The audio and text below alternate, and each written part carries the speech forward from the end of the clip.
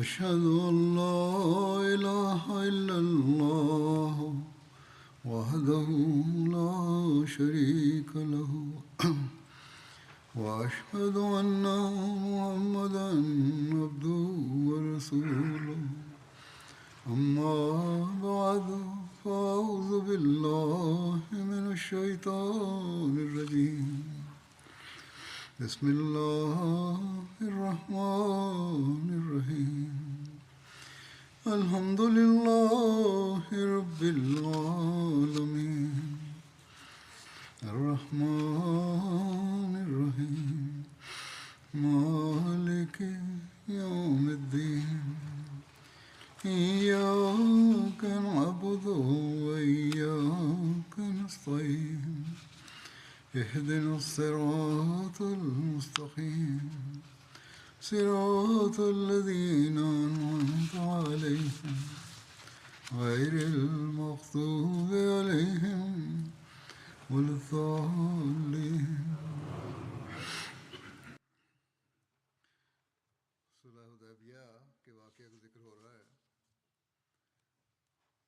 Светият пророк салалаху алейхи васелам е назначил група сподвижници да стоят на стража.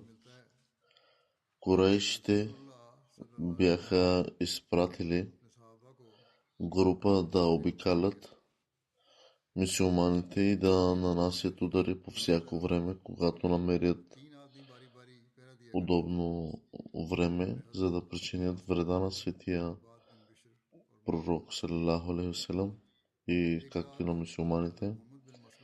Тази група била водена от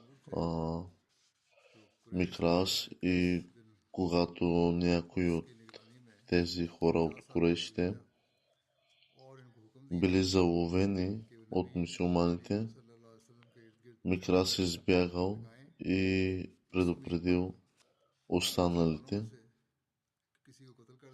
доказвайки вярно твърдението на светия пророк салалаху алейхи васелам, че Микрас е измамник. Също се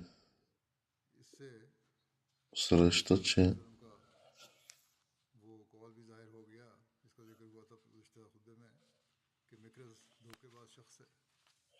с разрешението на светия пророк салалаху алейхи васелам имал група мюсюлмани,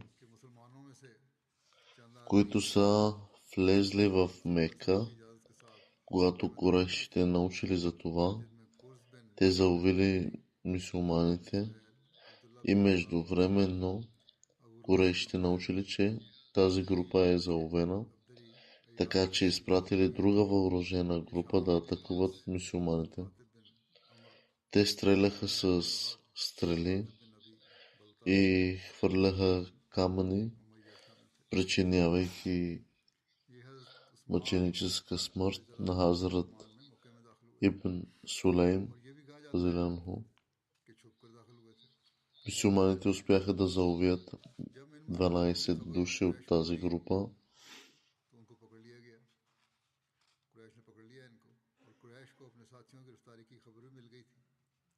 Курейшите са изпратили пратеничеството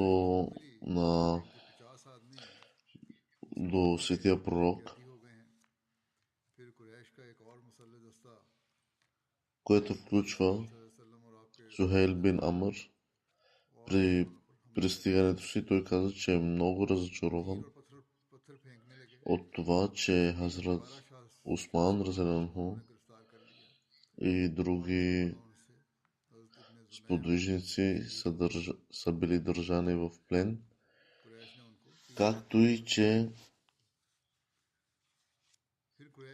групата на курейшите, изпратени да атакуват мюсюлманите, е един жалък въпрос, за който той не знаел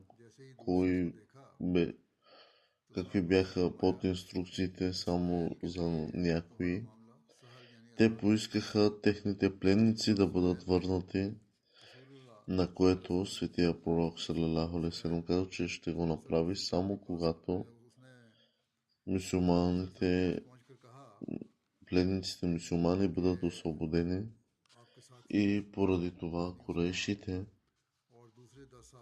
освободиха Хазрат Усман, разделенхо, както и другите сподвижници, а в замяна светият пророк, салалаху алейхи селам, освободил корейските пленници.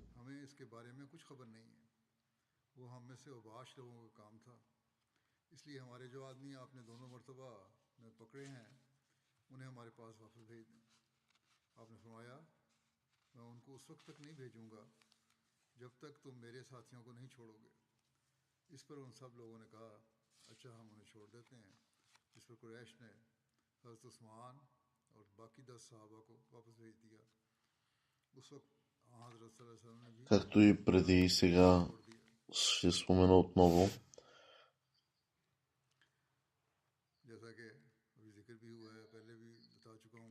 че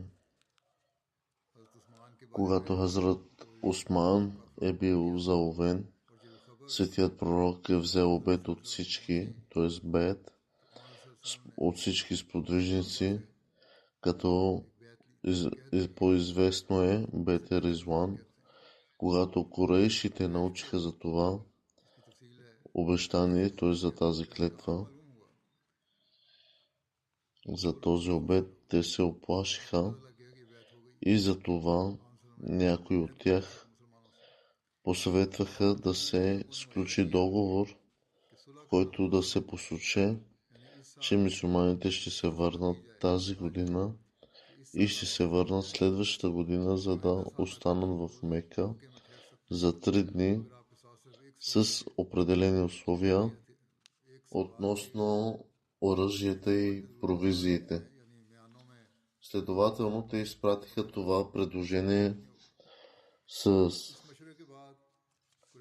Сухейл бин Амр и след като го видял да се приближава, светия пророк, салалаху алейхи селам, казал, че изглежда корейшите изпращат предложение за мир.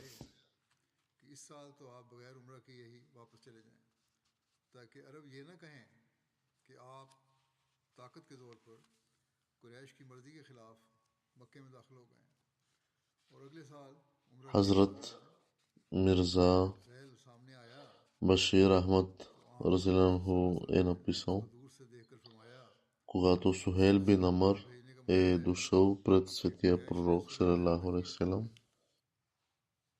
щом го видя, светият пророк, салалаху алейхи селам, веднага казал: Сухейл идва, сега въпросът ще бъде улеснен. Във всеки случай Сухейл бе дошъл и при пристигането си казал: хайде, заправете този дълъг спор. Ние сме готови да сключим споразумение. Светия пророк, салалаху алейхи селам, каза: и ние също. След това светия пророк извика своя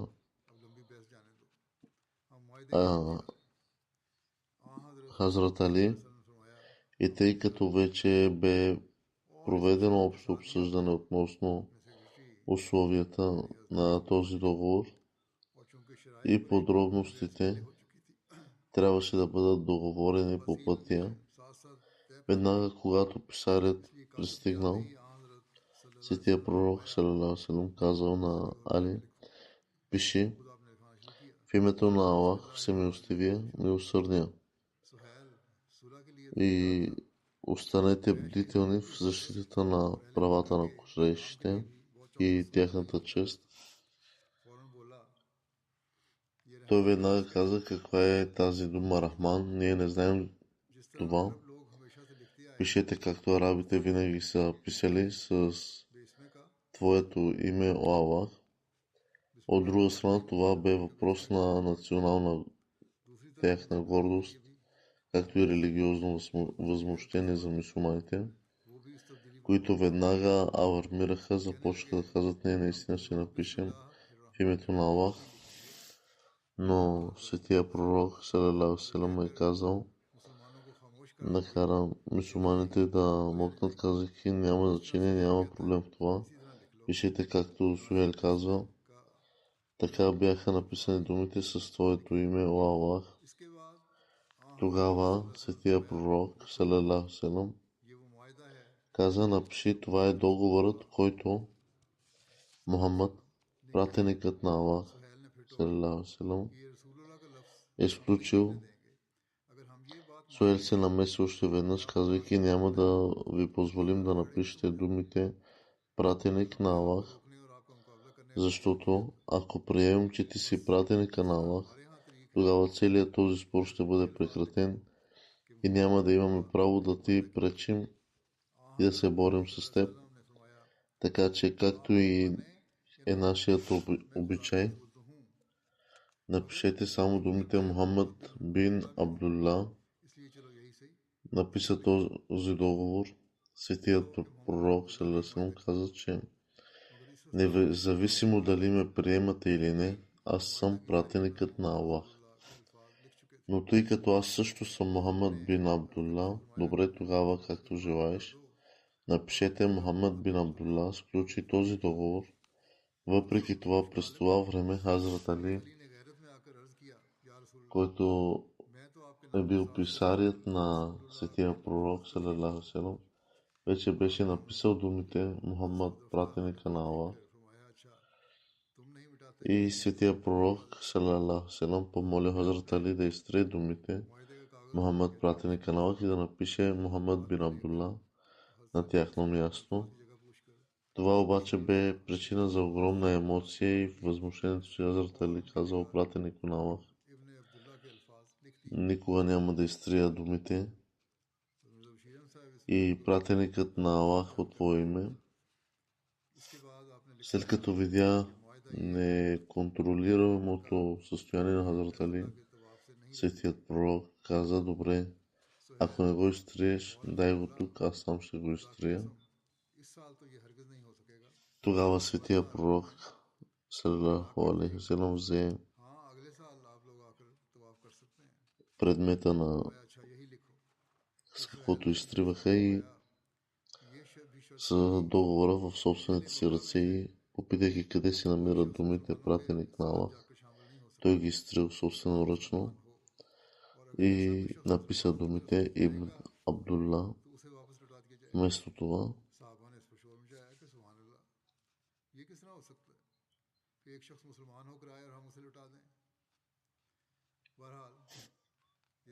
след това светия пророк, салалаху алейхи ва салям, беше написал споразумението е, че хората от Мека няма да не спират да обикаляме Бейтулла, и Сухел незабавно каза, за Бога, това няма да е възможно тази година или ще бъдем опозорени пред арабите. Независимо от това, може да дойдете следващата година, за да обиколите Каба. Светия пророк, салалаху алейхи ва салям, каза, добре, напиши това. Тогава Сухел също имаше условие, написано от самия него, че никой от хората на Мека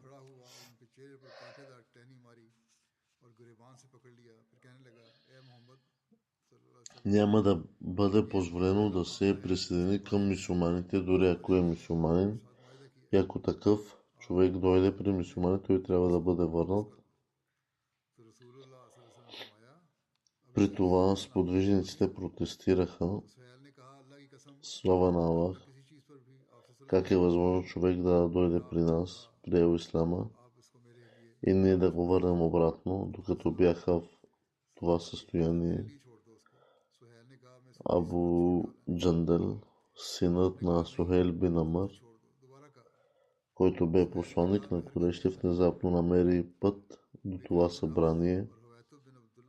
Препъвайки се в окови и белезници, този млад мъж е бил затворен от хората на Мека и след като е станал мюсюлманин, го е подложил на жестоки мъчения. Когато узнал светия пророк, салалаху алейхи ва салям,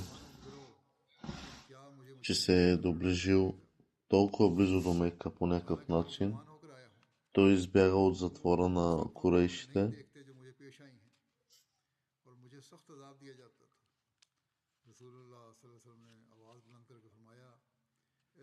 и все още бе вързан в оковите си. Той успял да се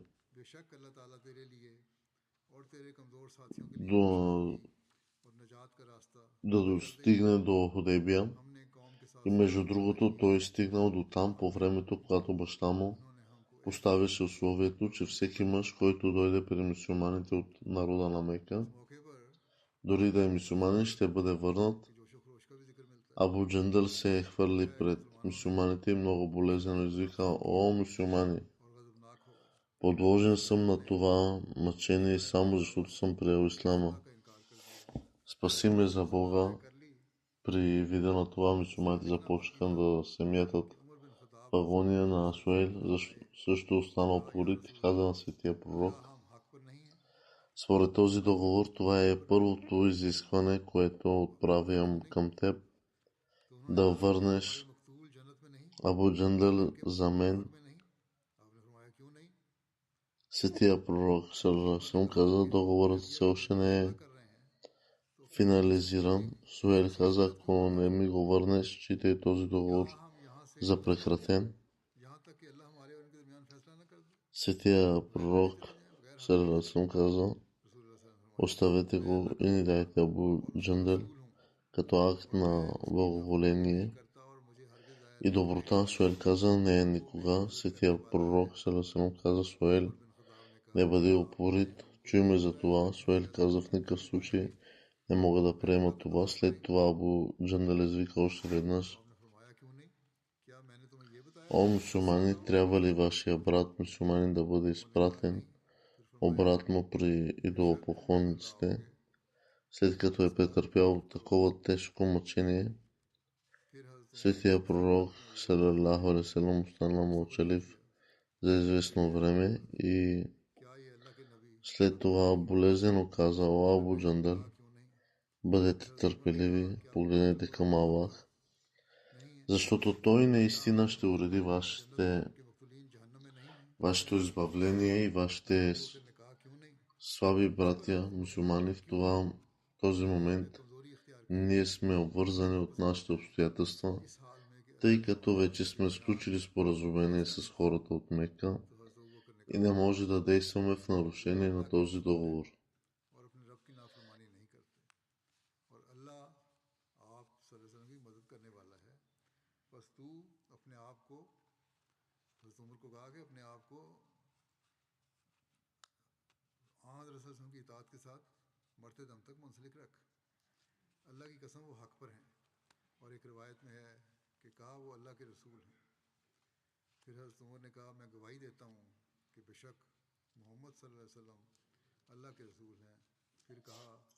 След като станал свидетел на това, Хазрат Умар разелянху изпаднал в силно вълнение и попитал светия пророк салалаху алейхи ва саллям: "Дали мюсюлманите не са наистина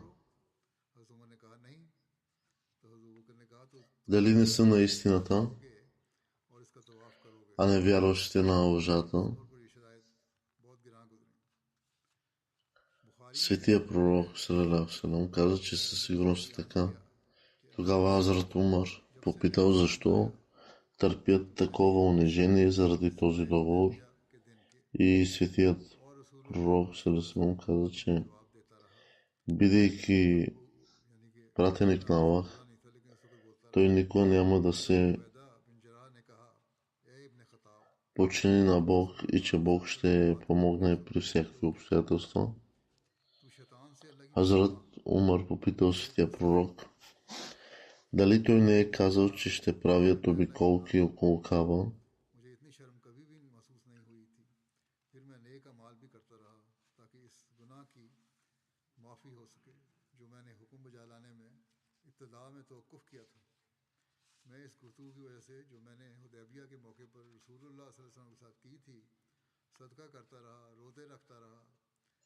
Светия пророк отговорил, че наистина е имал, но никога не е уточнявал, че това ще бъде същата година. След това Хазрат Умар отишъл при Хазрат Абу Бакър и му зададе същите въпроси. Хазрат Абу Бакър отговори, казвайки, че той е пратеникът на Аллах, така че той никога няма да се подчини на Аллах и че Аллах винаги ще го подкрепя. И затова той посъветва Хазрат Умар винаги да остане покорен и да се подчинява на него. Хазрат Абу Бакър също даде същия отговор на въпроса за извършване на обиколки около Каба, като каза, че светият пророк саллаллаху алейхи ва саллям не е посочил, че това ще бъде същата година, а по-късно Хазрат Умар се е покаил и увеличил добрите си дела като изкупление за поведението си по това време.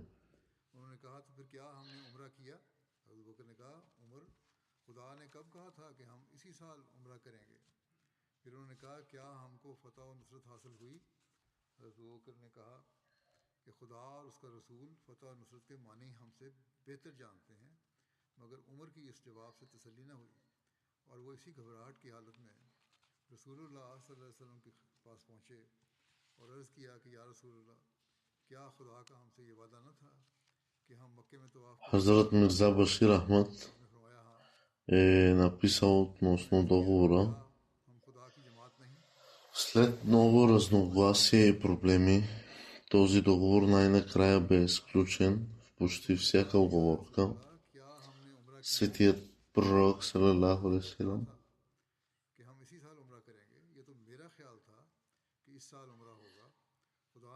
се реши също от своя мандат и при искането на курейшите. Освен това, в съответствие с божествената воля, светия пророк изпълнил клетвата си с пълна лоялност, че трябва да приеме всичко, което курейшите изискват в името на Бейтулла и да защити благоволението на Харам на всяка цена. И условията на този договор бяха следните.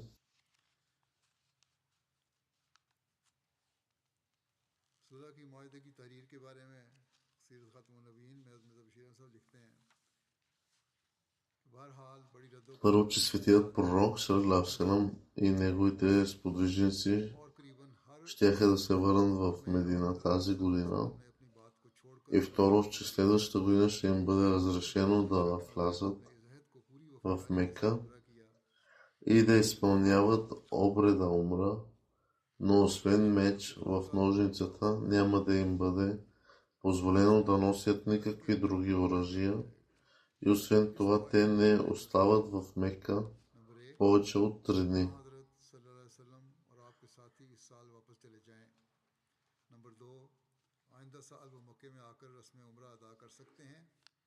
Трето, че ако някой от хората на Мека отиде в Медина, дори да е мюсюлманин, светият пророк не трябва да му дава защита в Медина и трябва да го върне. В тази връзка думите на Сахих Бухари са: ако човек от нас дойде при вас, вие ще го върнете. Ако обаче мюсюлманин напусне Медина и дойде в Мека, той няма да бъде върнат.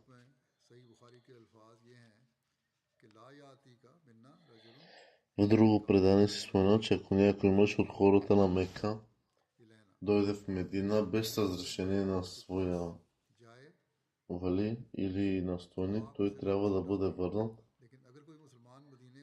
Сред племената на Арабия, което племе желаеше да се съюзи с мюсюлманите, можеше да го направи, и което племе желаеше да се съюзи с народа на Мека, можеше да го направи. И петото условие е, че за момента този договор ще бъде актуален за 10 години и през този период войната ще бъде спряна временно между курейшите и мюсюлманите. Тези два екземпляра от този договор бяха предписани като свидетели. Много уважаеми хора поставиха своите подписи. От мюсюлманите бяха Хазрат Умар, Хазрат Усман, Хазрат Абу Бакър, Абдуррахман бин Ауф, Сад бин Аби Вакас и Абу Убейда. След като споразумението бе сключено,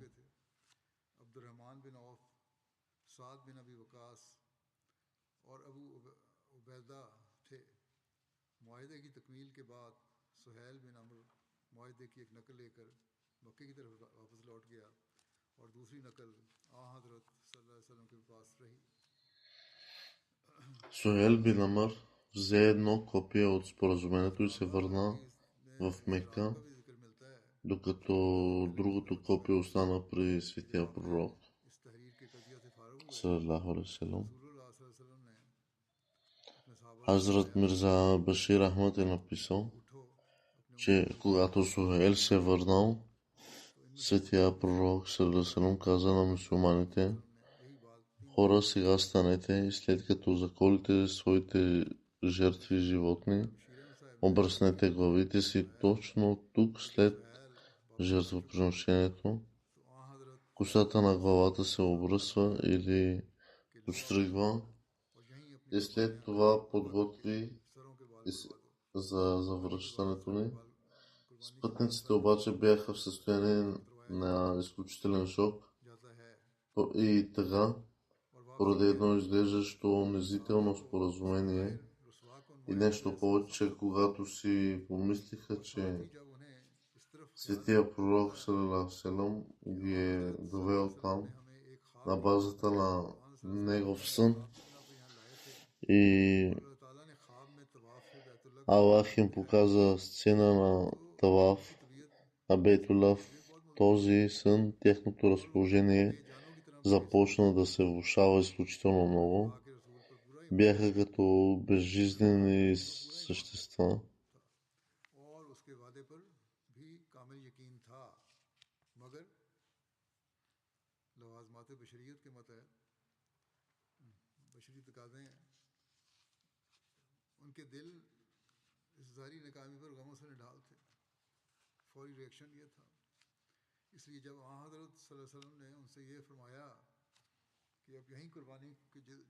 Които седят без усещане или движение. Те имаха пълна вяра в Аллах, в пратеника на Аллах и напълно вярваха в обещанието му, но поради изискванията на човешката природа, сърцата им бяха припаднали от скръб поради този очевиден провал. И поради тази причина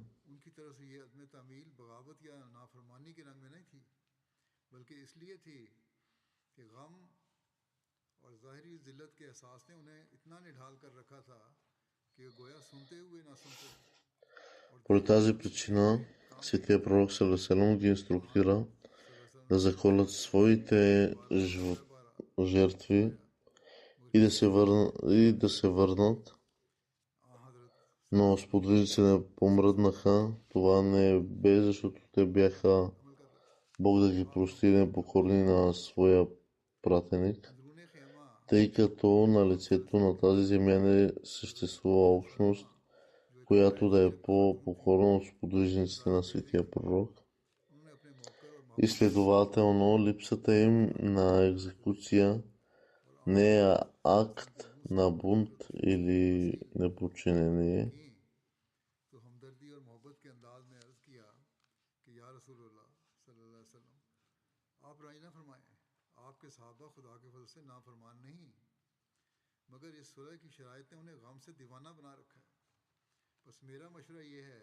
А по-скоро защото чувството на скръб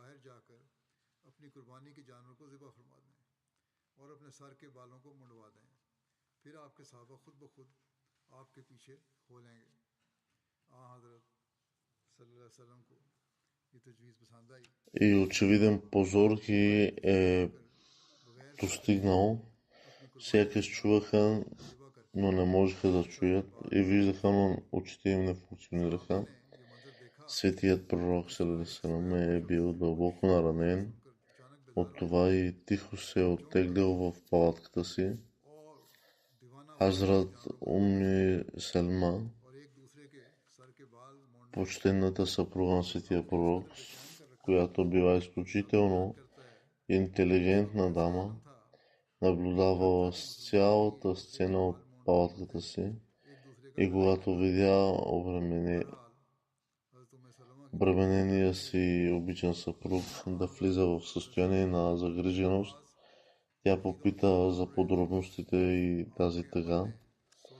Загрижеността на светия пророк от собствената му уста.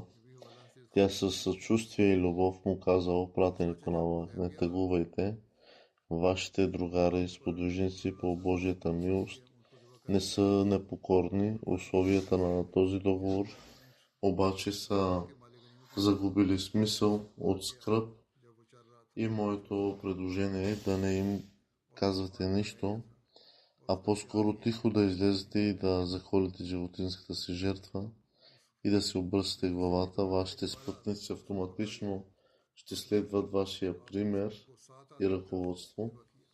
Светия пророк бе доволен от тази препоръка, без да каже и дума.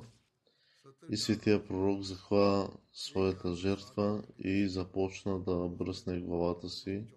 И когато другарите, сподвижниците и другите видяха тази сцена, точно както спящ човек внезапно се събужда, те се стреснаха и като че ли се събудиха и така започнаха да жертват своите животни и обръснаха главите си.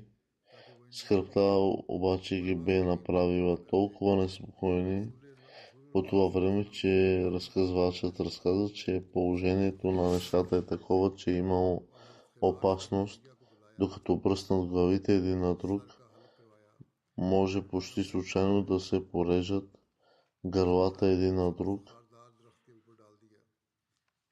Във всеки случай препоръката на Хазрат Умми Салма успя и там, където благословените думи на светия пророк временно останаха неефективни, но действието му внезапно събуди неговите последователи, които седяха неподвижни по това време.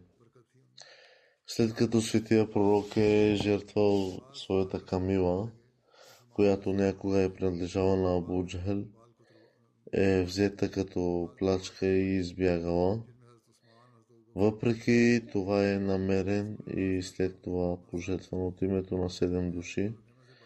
Този ден светия пророк пожертва 70 животни и всяко от името на 7 души.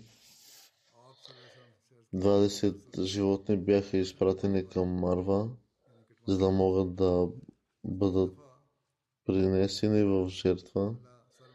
Там тогава светия пророк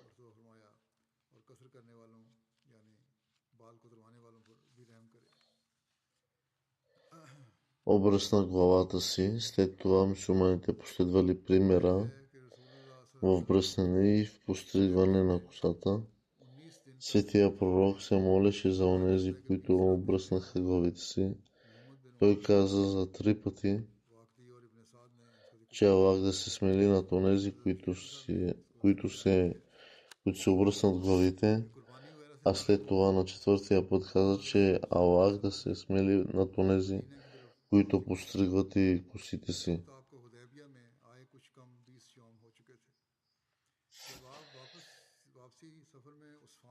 Светия пророк е останал в Худейбия 19 дни.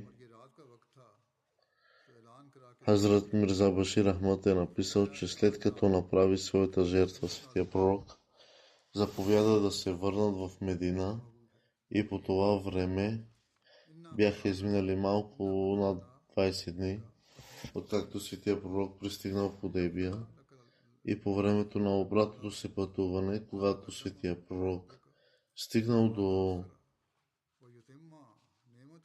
Кираул Гамим, близо до Усфан, бе в нощ И светия пророк направи съобщение и събра всички сподвижници, като каза, че тази нощ ми бе разкрита една сура и тя ми е по-скъпа от всички неща на този свят. Той е както следва: О, пратенико, ние наистина ти дадохме великолепна победа, така че да можем да започнем за теб една ера, в която прошката ще покрие твоите недостатъци, минали и бъдещи, и за да може той да завърши благоволението си към теб и да те напътства ти на правия път на успеха и наистина Аллах ще ти помогне с мощната си сила. Истината е, че Аллах наистина изпълни видението за своя пратеник и за сега с Божията воля вие ще влезете в свещения дом в състояние на сигурност и мир. Някои от вас с обръснати глави, а други с късо постригнани коси, и няма да изпитвате страх. С други думи, ако трябваше да влезете в Мека тази година, това нямаше да бъдете по тази сигурност. Това щеше да е начало на войната и кръвопролитие. В видението обаче Аллах бе показал влизане на сигурност и поради тази причина в резултат на споразумението тази година бе измислено състоянието на сигурността.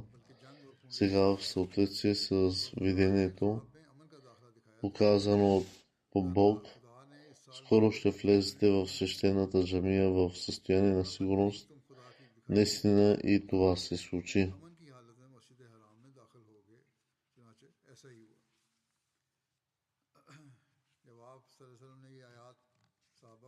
Когато светия пророк рецитирал тези стихове, сподвижниците, тъй като сърцата им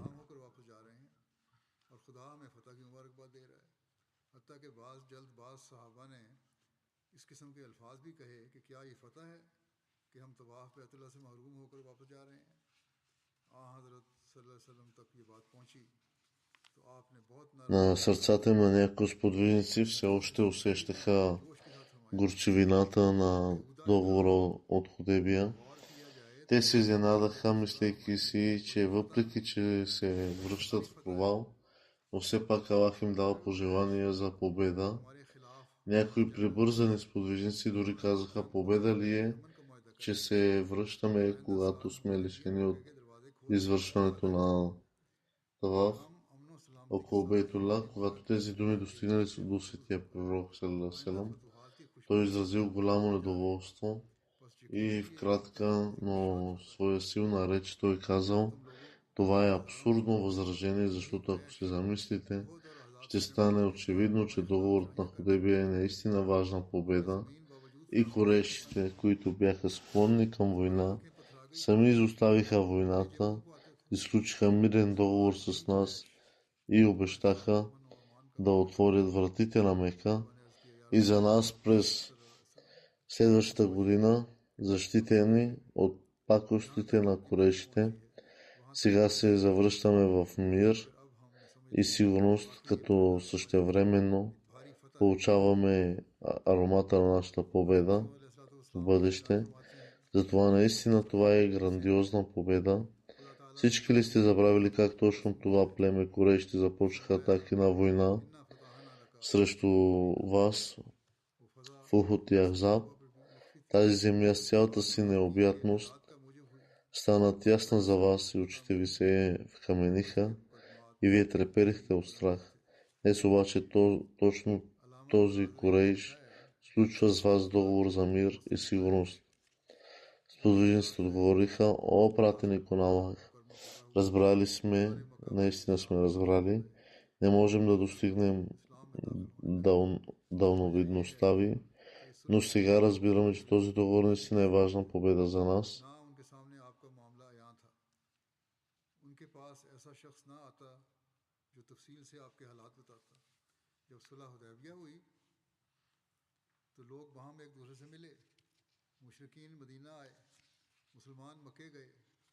वो अपने अहले खाना दोस्तों और खैर खाओं से मिले, इनसे हजूर अकरम के इरशादात और मोइज़ात का जिक्र सुना, И така много хора नबूवत की इलामतें जानी, отново приеха приеха ислама नमाज़ अदा हुए, बहुत से अमूर का बनज़रे и जायज़ा लिया, това бе един इस्लाम और голям ईमान की път तरफ माइल हुए, към हत्ता कि мир मक्के के लोगों и ने победа. दीन लाने की तरफ जल्दी की और सुलह हुदैबिया और फतह मक्का के दरमियान इस्लाम ले आए, दूसरों का इस्लाम की तरफ ऐलान हो गया। Хазрат Месимът алейхиссалам е казал, че този договор е донесъл много पहले अरब плодове कुरैश के इस्लाम в पसंद Мека и в крайна сметка бе завладяна и броят на सारा мюсюлманите ईमान ले आए, нарасна поради мира и हज़रत मूसा новооткрита अलैहिस्सलाम के बाद способност за свободно движение हज़रत सल्लल्लाहु अलैहि и वसल्लम ने जब सुलह हुदैबिया की срещи, है позволявайки на другите да वादा се था कि срещат с ये है мюсюлманите कि लोगों को आपके पास आने का मौका и मिले, да се учат от और тях. उन्होंने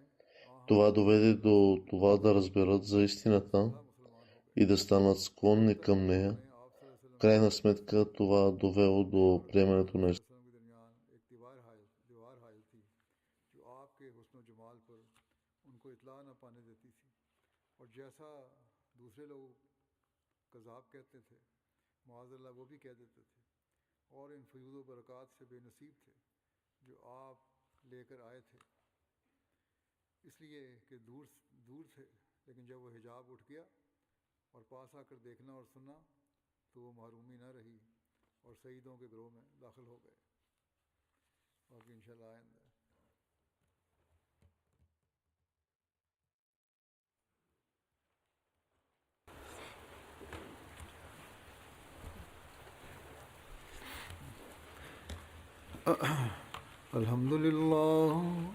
अल्हम्दुलिल्लाह नहमदुहु व नस्तईनुहु व नस्तगफिरुहु व नुमिनु बिही व नतवक्कलु अलैहि व नऊज़ु बिल्लाहि मिन शुरूरि अनफुसिना व मिन सय्यिआति अअमालिना मन यहदिहिल्लाहु फला मुदिल्ल लहु वमन युद्लिल फला हादिय लहु ونشهد أن لا إله إلا الله ونشهد أن محمدا عبده ورسوله عباد الله رحمكم الله إن الله يأمر بالعدل والإحسان وإيتاء ذي القربى وينهى عن الفحشاء والمنكر والبغي يعظكم لعلكم تذكرون واذكروا الله يذكركم وادعوه يستجب لكم ولذكر الله أكبر.